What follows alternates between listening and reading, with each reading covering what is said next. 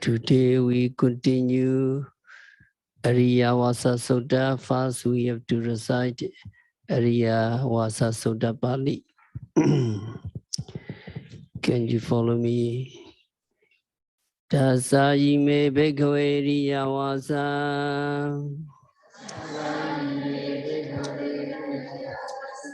Yeriya Avasain Suva Avasantiwa Avasai Santiwa Kadame Dasa Ida Bhagave Bhikkhu Pinjinga Vebhina Hodi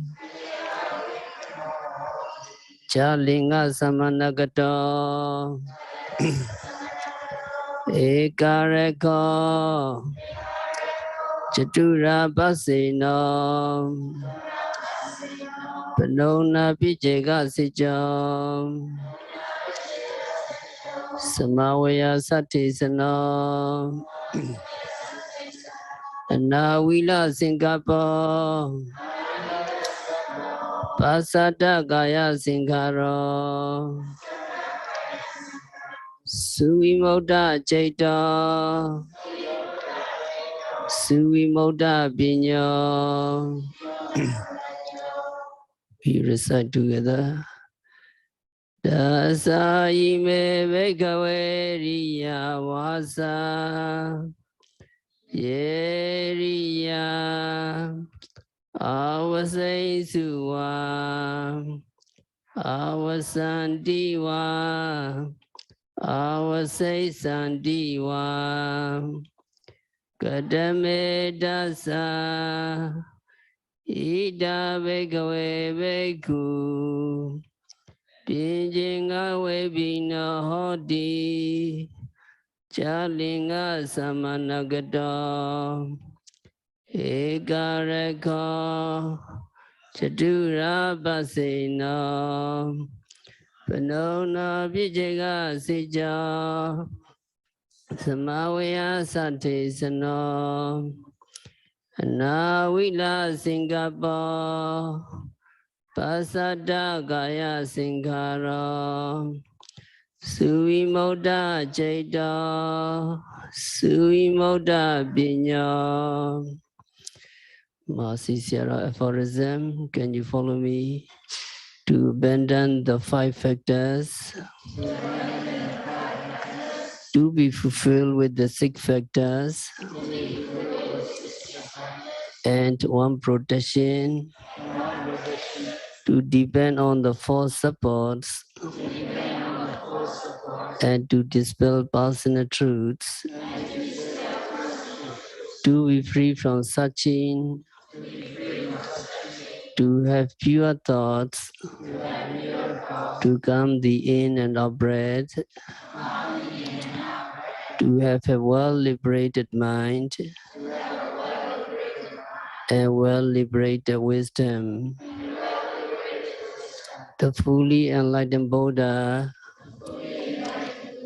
expounded the 10 features of Ariyavasa.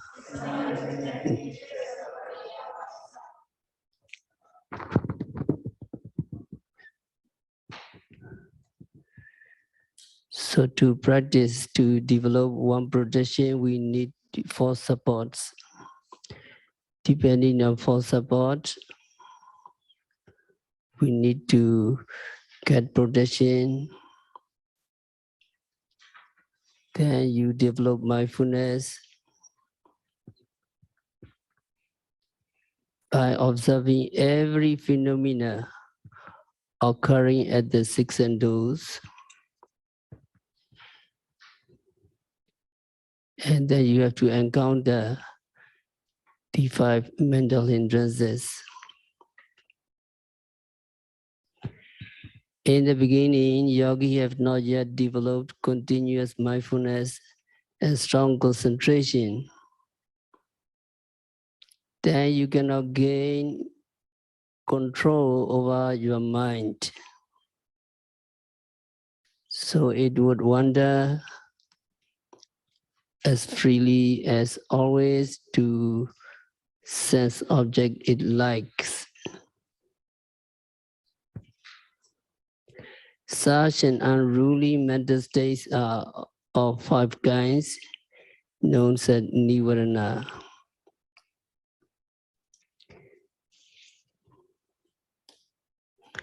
Here Buddha mentioned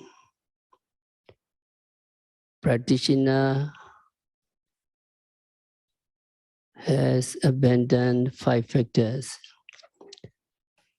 If you have abandoned 5 factors of mental hindrances, it is very good, or you are abandoning the 5 factors.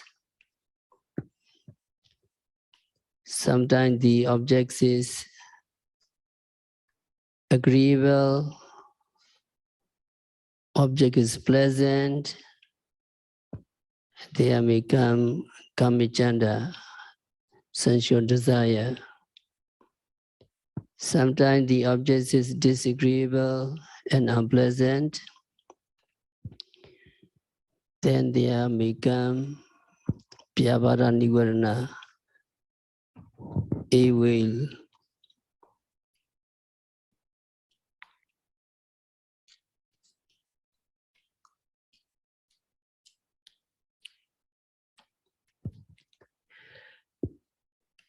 Pyavara here means resentment, ill will, anger, hatred, and also fear, anxiety, tension, worry, frustration, impatience, and depression.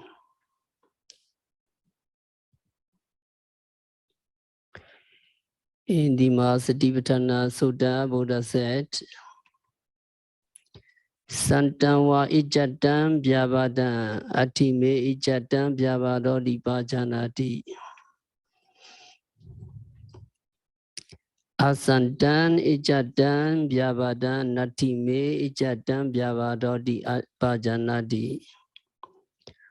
When a will is present in him, he knows there is a will in me, or when a will is absent in him, he knows there is no a will in me.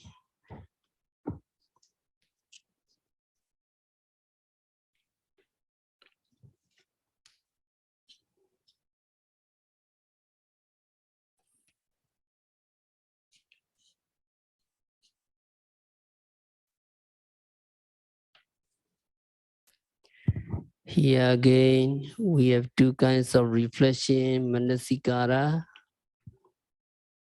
When you have unwise reflection, you will have a will. When you have wise reflection, you will experience the absence of a will.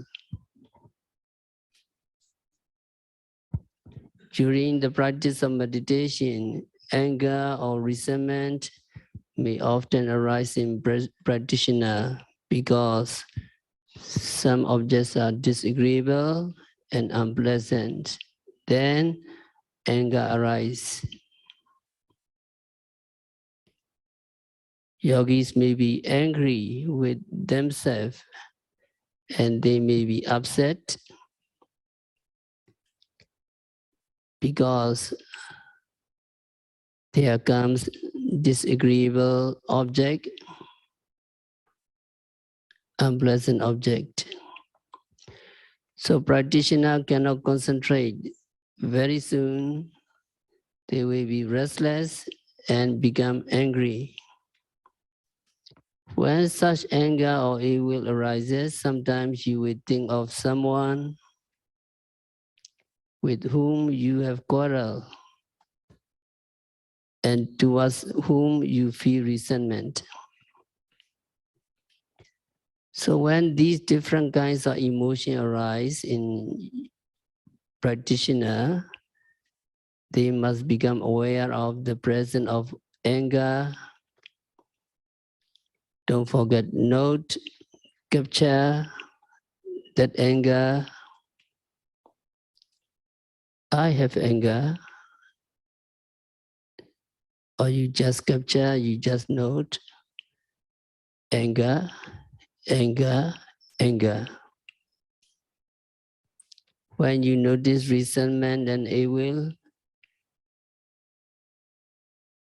then you note evil, evil, evil. You may notice hatred and sometimes fear. Then you note fear, fear, fear. Because you are noticing anger and you are noticing it 3 or 4 times, the anger or the evil will disappear. Sometimes discouragement, depression arise during the practice of meditation. Then you note depression, depression, etc. When it has disappeared, practitioner must be aware of its disappearance and note, now there is no anger, no depression in me, no anger in me anymore, and so on. And Buddha said, Yataja anupanasa vyabhadasa upadahodi tinja bhajanadi. Practitioner also knows the reason by which the arising of non-reason a will comes to be. Here you exercise what's reflection. Everything is impermanent. The objects of a will are also impermanent. And when you wisely reflect on their impermanence, you cannot be angry about them. But when you reflect unwisely, then you will experience ill will and anger towards these objects. So sometimes during meditation, you may notice, I have this ill will because I reflect wrongly. I have an unwise attitude towards things. I have wrong views of things. When you are aware of this, you are said to be aware of the cause of the arising of ill will.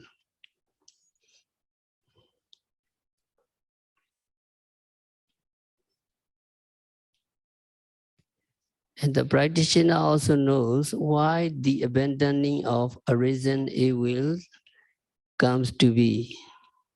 Yataja upanasa vyavadasa pahanahodi tinja pajanadi.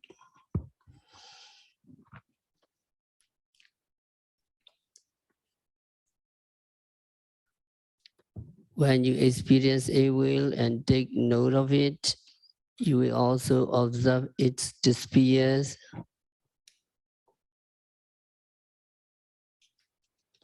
When it has disappeared, you become aware of its disappearance. You know that it has disappeared because you took note of a will. Also, when you reflect wisely, especially on loving kindness, metta, a will, dosa will leave you. So wise reflection are the cause of the disappearance of a will.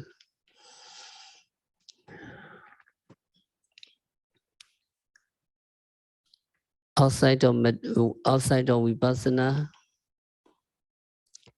there are also 6 ways practitioner can practice to abandon a will. The first to learn is taking up loving kindness meditation, metta bhavana, sending out thoughts of love radiations of goodwill towards all beings.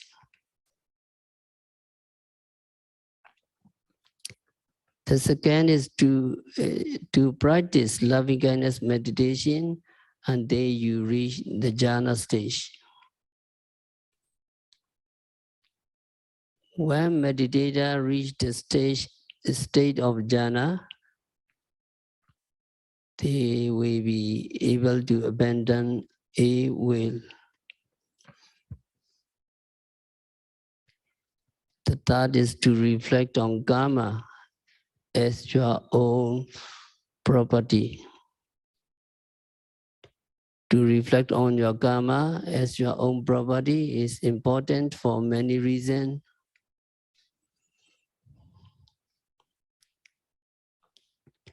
When you are angry, you can say to yourself, who am I angry with? You are reborn on this earth as a result of the karma you have accumulated in the past. You will also be reborn hereafter according to the karma you accumulate in this life.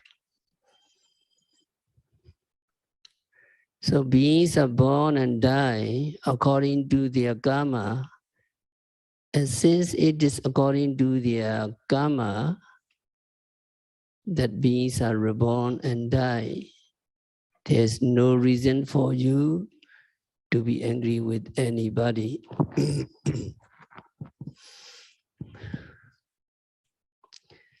A person who is angry is like a person who wants to strike somebody else.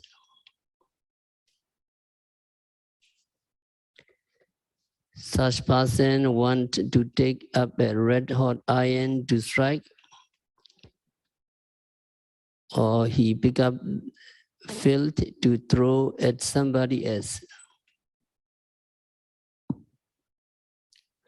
So meditators should reflect on their own karma as being their responsibility. We all shape our own life according to our own karma.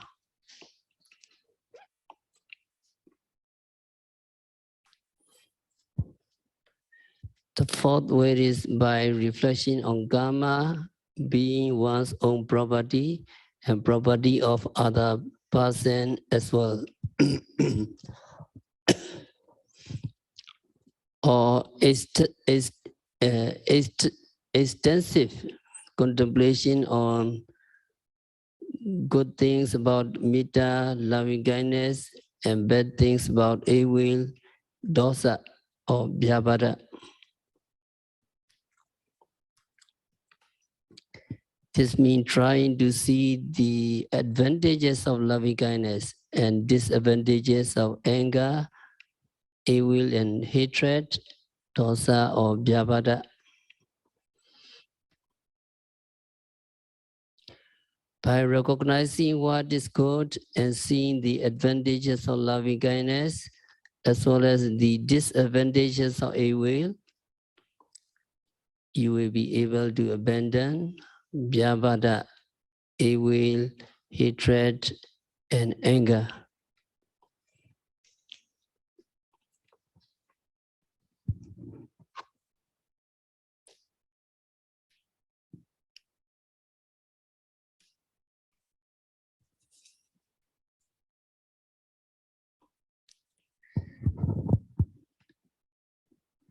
The fifth way is having a good friend, kalyanamitta. A good friend is always a condition or cause for abandoning akusala thoughts, unwholesome. That in this case are ill will.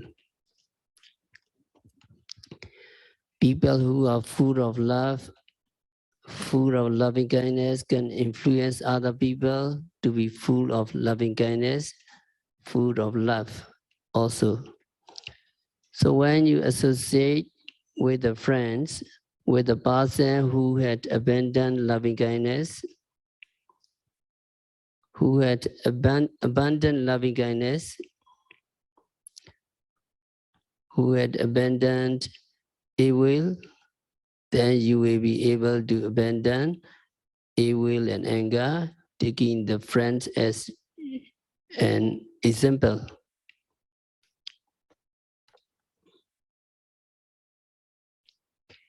And the sixth way is suitable talk. Talk about loving kindness, meditation, Metta Bhavana, and talk about the advantages of loving kindness and the disadvantages of evil. This will help to abandon evil.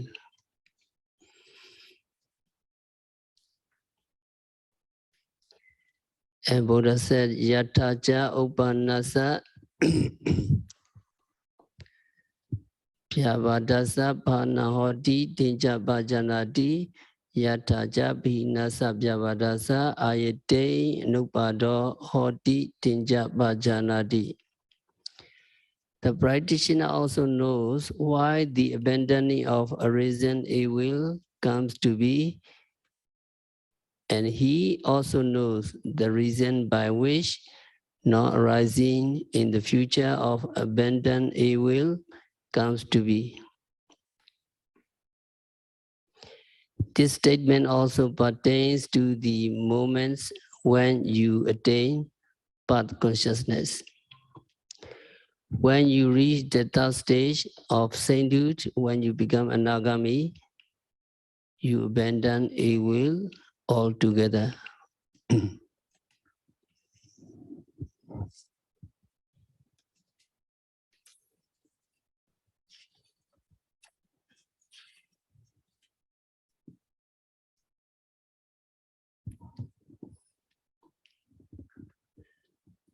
So practitioner need to suppress evil, pyavada, and practitioner need to develop adosa, loving kindness.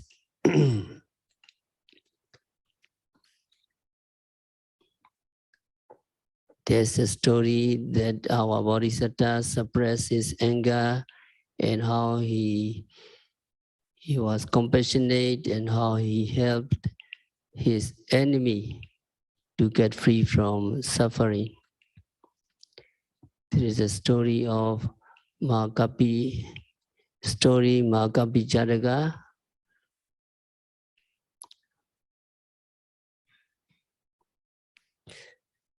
So the story is like this. At one time when our Lord Buddha was dwelling at the Veluvana monastery, Bamboo Grove, he told this story of one of his past lives.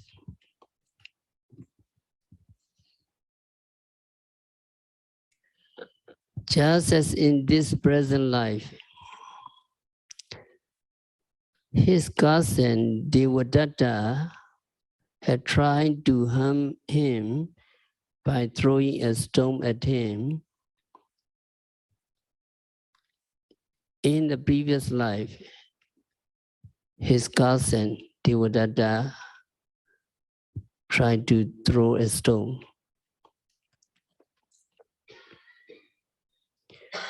So at one time, there was a farmer who was plowing his field with his oxen.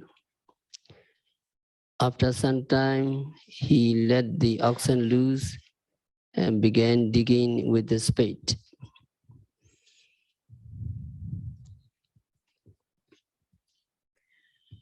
The oxen, grazing here and there, gradually stray away into the forest.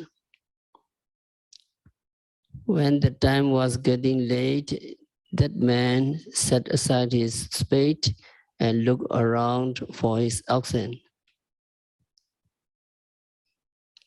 He did not find his oxen. Then he realized all his oxen has all disappeared into the forest. He realized that they had all disappeared into the forest. He became very distressed. So he decided to find out his oxen. So he ran into the forest, searching for his oxen.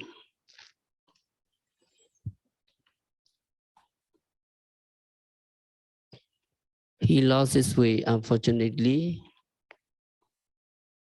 and wandered about for 7 days without any food in the forest. Finally, he came upon a tree that stood at the edge of a cliff. The persimmon tree was full of ripe fruits. That man first picked up and ate the fruit that had fallen on the ground. Feeling unsatisfied, he decided to climb the tree to pick more fruits to eat.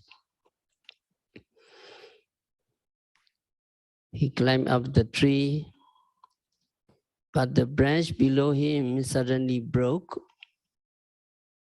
and he fell 60 cubits into the deep ravine.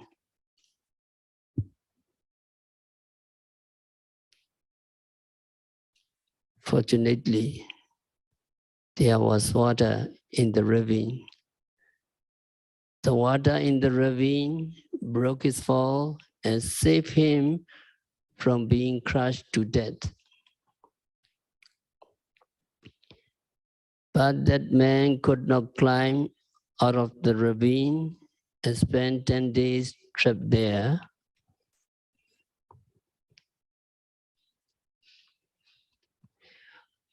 On the 10th day, a monkey king came by to eat the persimmon fruits from the tree.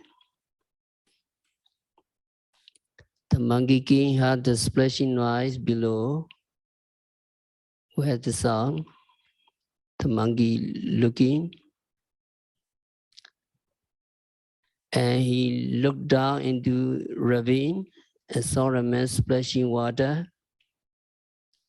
When the man saw the monkey king, he's very happy, and he told the monkey king, "Please tell me."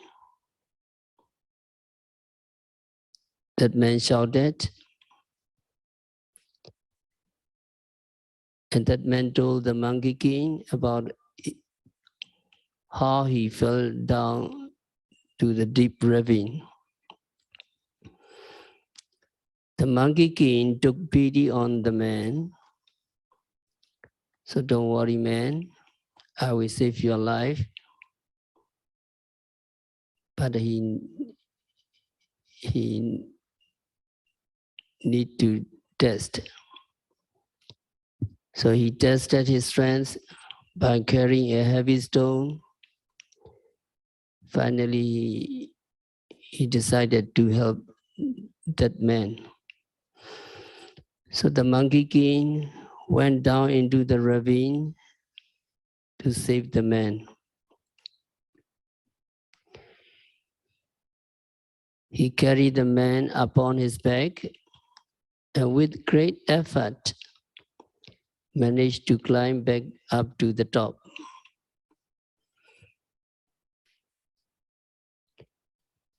So the monkey king was very, very tired. The monkey king felt tired after his great effort and asked the man, "I'm very tired, I want to take a rest." And the monkey king asked the man to keep watch over him while he resting.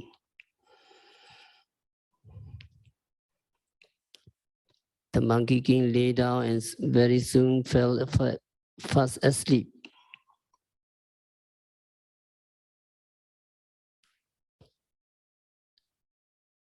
Now the man who had not eaten in 10 days look at the monkey king, big monkey, and there arose very evil thoughts. I will kill this monkey. If I kill the monkey and eat him, then I will be full for days. With my full belly, I can surely find my way out of the forest. So evil thoughts arose in that man.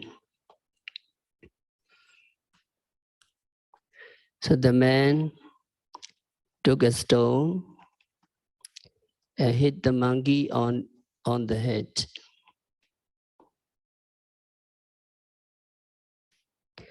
But he did not have enough strength to kill the monkey and only broke his skull. The monkey king suddenly woke up with blood pouring out of his head and immediately jumped up into the tree.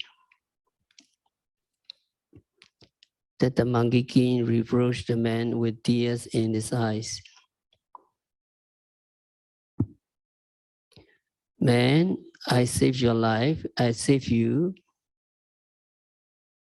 and this is how you repay me. The monkey king reproached the man with tears.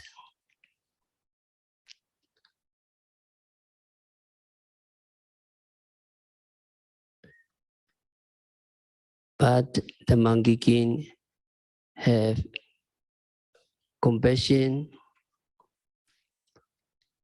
and forgiveness. And the monkey king did not abandon the man because he was a noble being with great compassion and forgiveness. So the monkey king stayed up in the tree for safety. And from the tree, he pointed the way out of the forest to the man.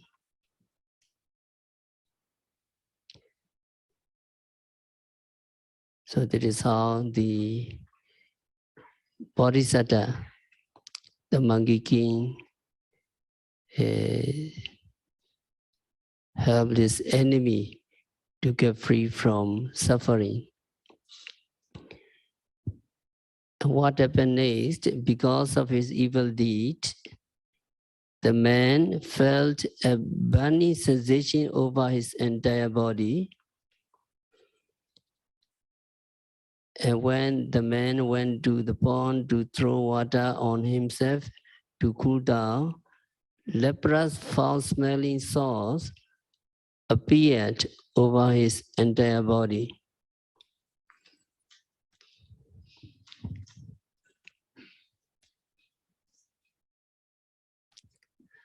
For 7 years, he wandered about in great suffering, and wherever he went, people threw stones at him to chase him away.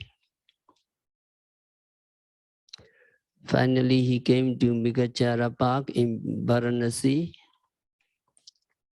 and he lay down outside the park on a plantain leaf, twisting and turning in pain. At the time, the king of Varanasi was going to the park with his followers, and the king saw a ghost-like man, thin and white as a skeleton, covered with huge lumps and sores. The king had never seen anyone in such a terrible state like this before. So the king asked the man, "Who are you and what did you do to bring such suffering upon yourself?" The king asked, And that wicked man told him the story of how he betrayed the monkey king, his benefactors. After telling his story, the earth split open and swallowed the wicked man. So that man was reborn in Aviji, hell. So Buddha concluded this teaching, and Buddha said, not only in this life, but also in a previous life, my cousin Devadatta threw stone at me. Then he revealed that in this previous life, he was the monkey king, Mahakapi, and Devadatta was a tricky man, evil man.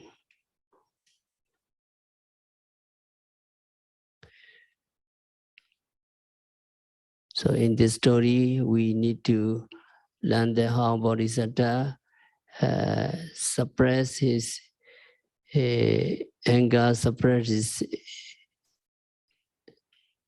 evil, and how he was compassionate as a noble being, and how he helped his enemy to get free from suffering.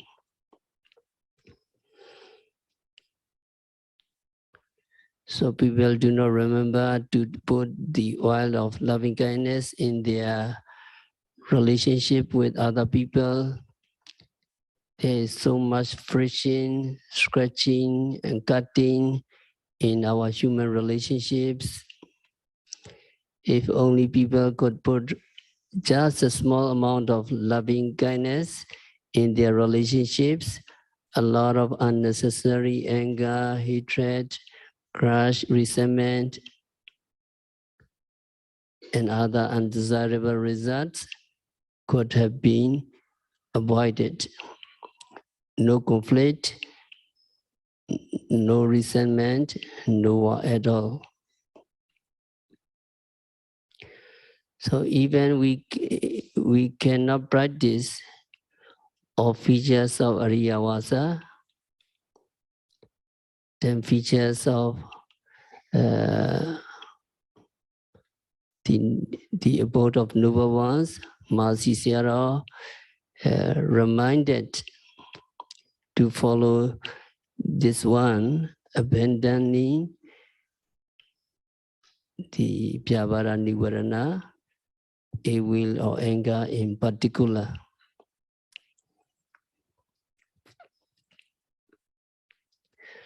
So samsara is very long, and to be free from feeling of guilt,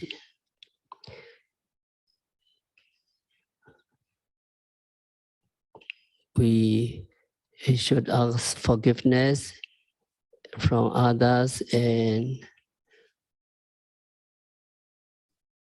we should forgive other people. If we cannot forgive people, we cannot practice meditation. So before we practice meditation, we have to practice forgiveness. First, we ask forgiveness from others, and sometimes we did something wrong to someone and have a feeling of guilt.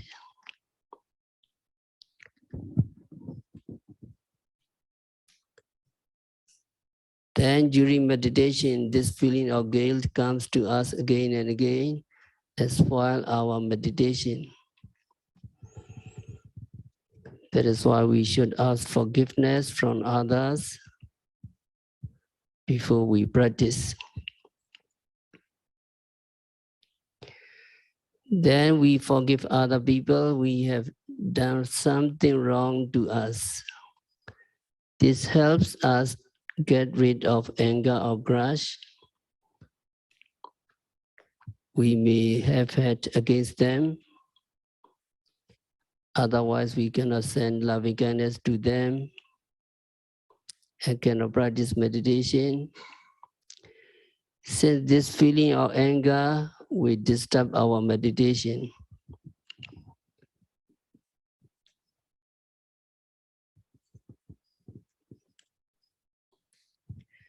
So asking forgiveness is in Pali, Okasa Dwarati Pamarina Mayagatam, Sava Aparadam Kamatami Bandi, etc.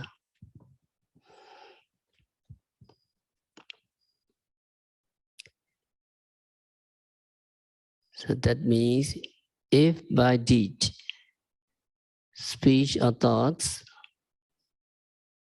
unmindfully I have done wrong, may all forgive me or no one.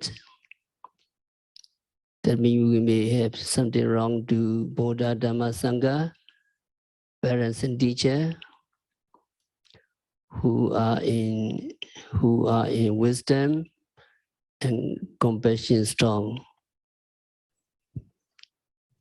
That is, we ask forgiveness from the honor ones, noble ones. So can you follow me? Fold up your hands. If by deed,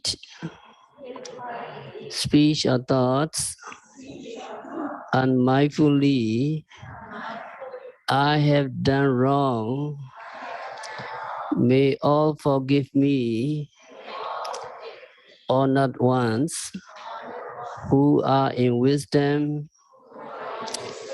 and compassion strong.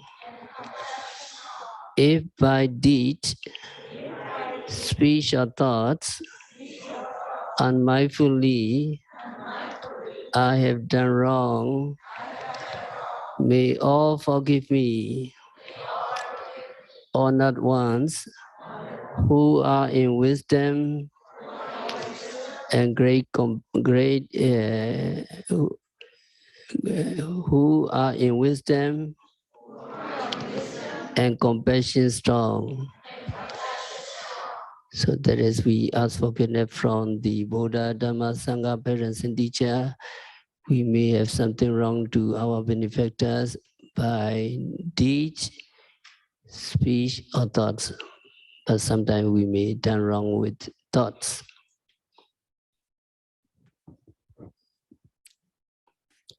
To get rid of our evil or Vyabhada.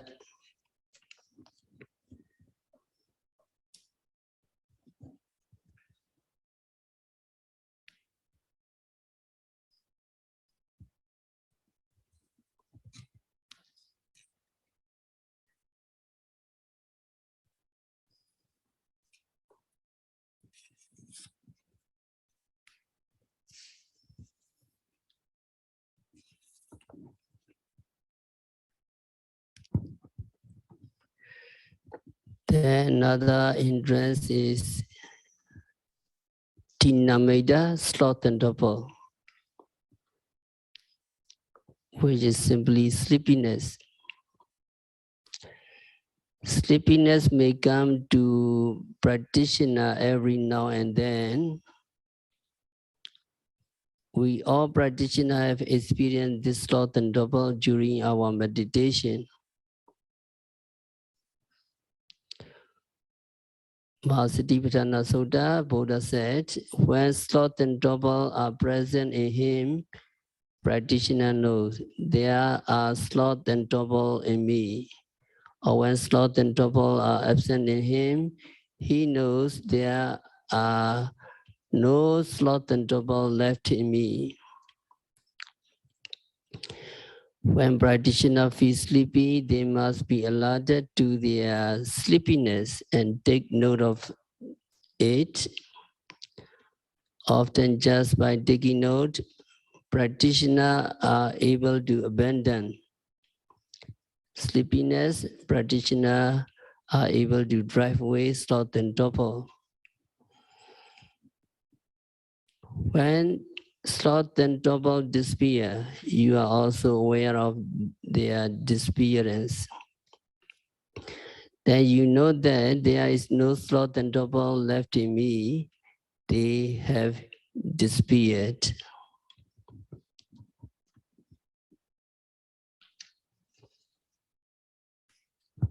And Buddha said, Practitioner also knows the reason by which the arising of non-arisen sloth and torpor comes to be. Here again, the unwise reflection on the state of boredom, lethargy, and sluggishness of the mind are the cause of sloth and torpor. Ayonisamanasikara, unwise reflection means thinking that there is no harm in boredom, no harm in sluggishness, and so on. However, by yonisamanasikara, wise reflection, and through correct attitude towards the exertion of effort, practitioner can abandon sloth and torpor and sleepiness altogether. So when you are sleepy, you can do two things. One is to take note of your sleepiness. Note, sleepy, sleepy, sleepy. And the other is to step up energy, to put in more effort, or to pay more attention to the object of meditation.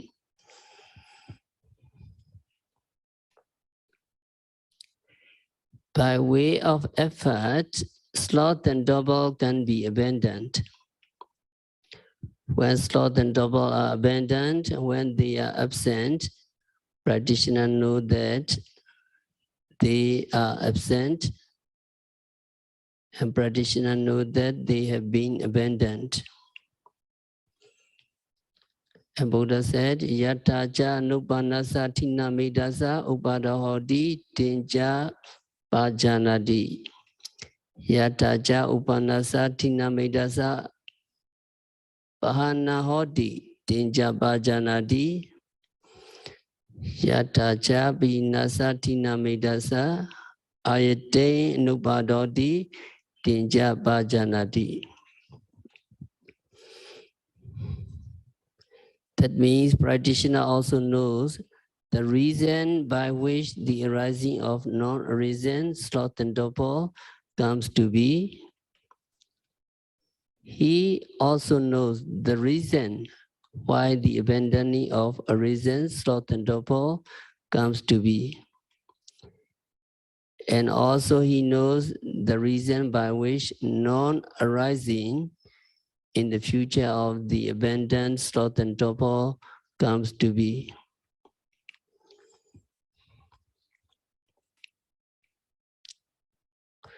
When sloth and torpor are eradicated altogether, sloth and torpor are eradicated altogether when you attain the final stage of arahanthood. When you become arahant, all your sloth and torpor can be eradicated. So when practitioner become arahants, then you will abandon sloth and torpor altogether.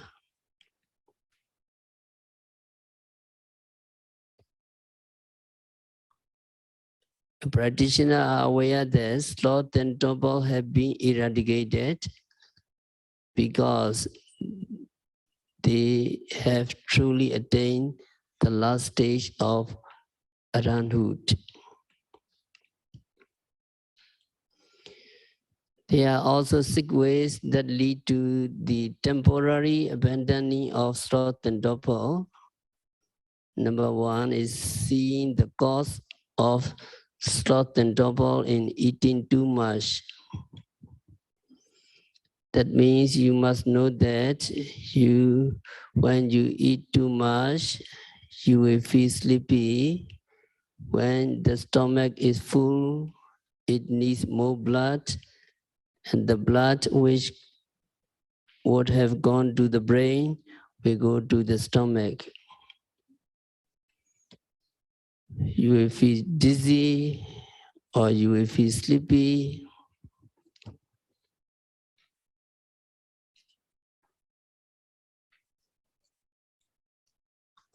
When you know this, you will practice moderation in eating. Then you may be able to abandon sloth and torpor.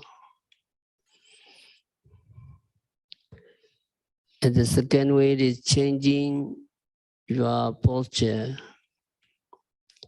When you feel sleepy while you are sitting, you may change that postures. You may stand up and practice standing meditation. Standing meditation very helpful. Or you may walk ups and down. So when you change your postures, you will drive away sloth and torpor and sleepiness. So walking is meditation. Try to practice respectfully. The third way is reflecting on the perception of light. You try to see light in your mind. You try to see the light of the sun, the light of the moon, starlight or electric light, and so on. Reflecting on the perception of light helps you to abandon sleepiness. You just close your eyes and try to see light and think of things that are bright.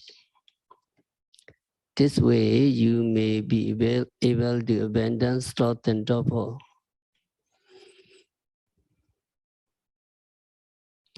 The fourth way is stay in the open. You may feel sleepy while being in the hall, in the crowded.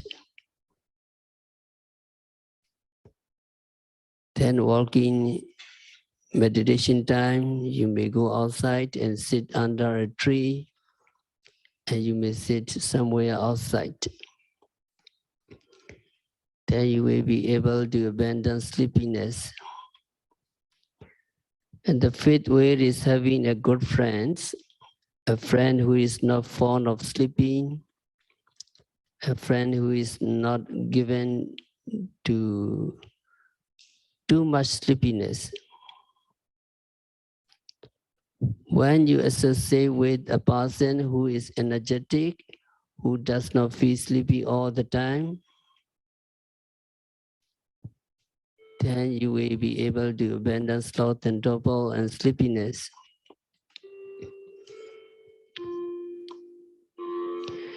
You can see many yogis, they practice non-stop. Sitting, walking, activities, continuously practicing, very amazing. The kinds of energetic yogi you may see, they are very good friends. You need to follow. And the sixth word is using suitable talk. You recognize the disadvantages of sleepiness and advantages of keeping yourself awake.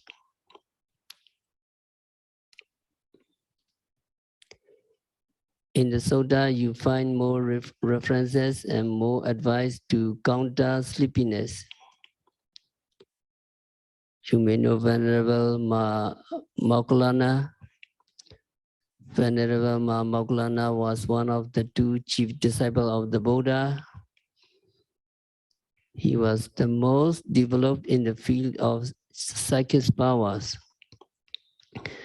Before he reached arahanthood, while he was practicing meditation, Venerable Moggallana was overcome by sleepiness. He just nodded and nodded. He could not keep his mind on the object of his meditation. Buddha knew this through his supernatural powers. So Buddha showed himself to Moggallana and advised him how to fight sleepiness.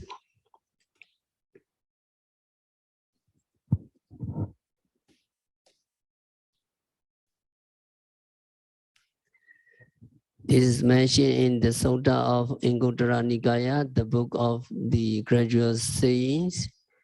Buddha said, "Are you nodding, Moggallana? Are you nodding?" Buddha asked. Moggallana said, "Yes, Bhante, I'm sleepy." Then Buddha said, "Well, Moggallana, whatever thoughts of drowsiness before you, you should not pay attention to such thoughts. You should not dwell on such thoughts. By doing so, it will be possible that your drowsiness will vanish."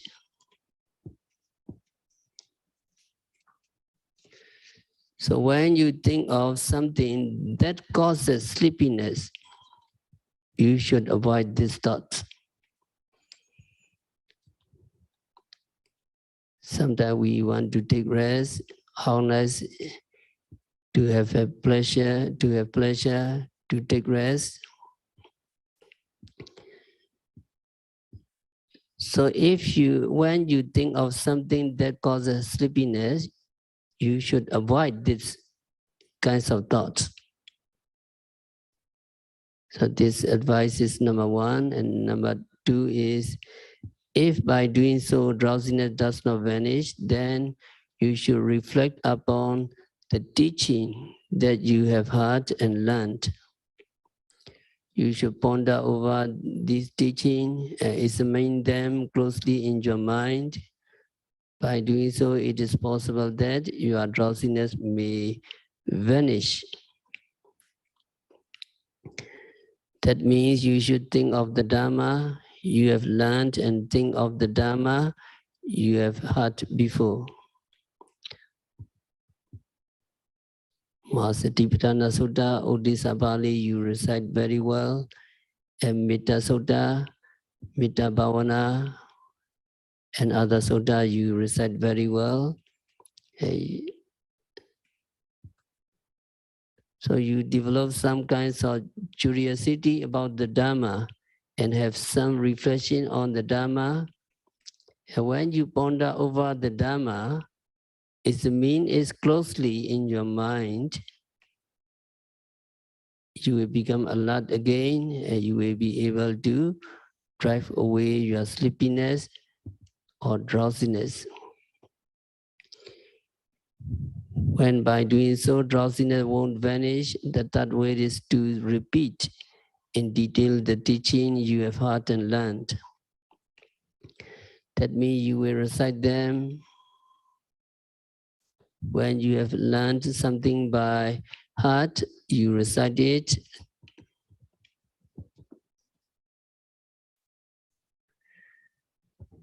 Through the recitation of whatever you have learned, you may be able to drive away your sleepiness.